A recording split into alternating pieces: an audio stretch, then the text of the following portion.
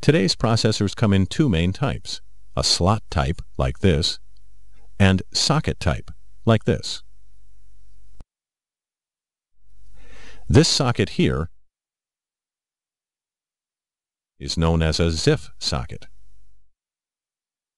Most of the older processors, including 486s and Pentiums, use this design. Even today's newer processors, like Intel's flip chips, use a similar configuration.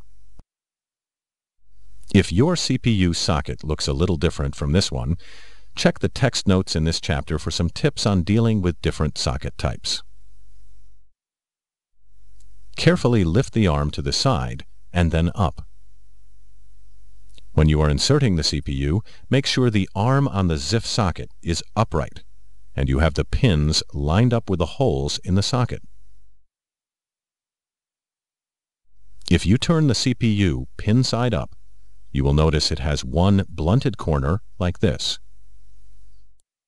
In most cases, there is also a missing pin to guide you like this here. These two indicators are designed to help you orient the chip in the socket. It only fits in one way, so carefully match up the pin pattern on the CPU with the hole pattern on the socket.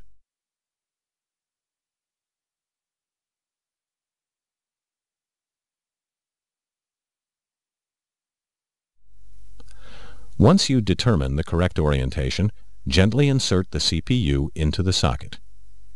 If it's aligned correctly, it should fit snugly, but it won't need to be forced. Now you can close the socket by snapping the tension arm into place.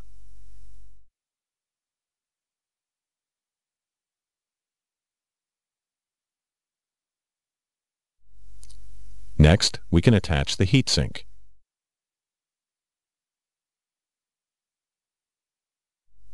Place the heatsink on top of the CPU and fasten it to the socket with the arm clamps.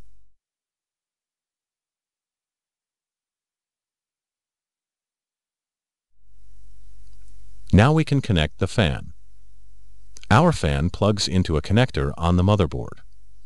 On older PCs, you may have to connect the fan to the case's power supply. The last step is to configure your motherboard to accommodate the new processor. Our motherboard is jumperless and will auto-detect the CPU when we turn on our PC.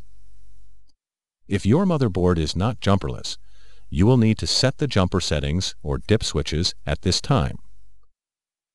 Please consult the text notes in the motherboard chapter and your motherboard's manual for more details.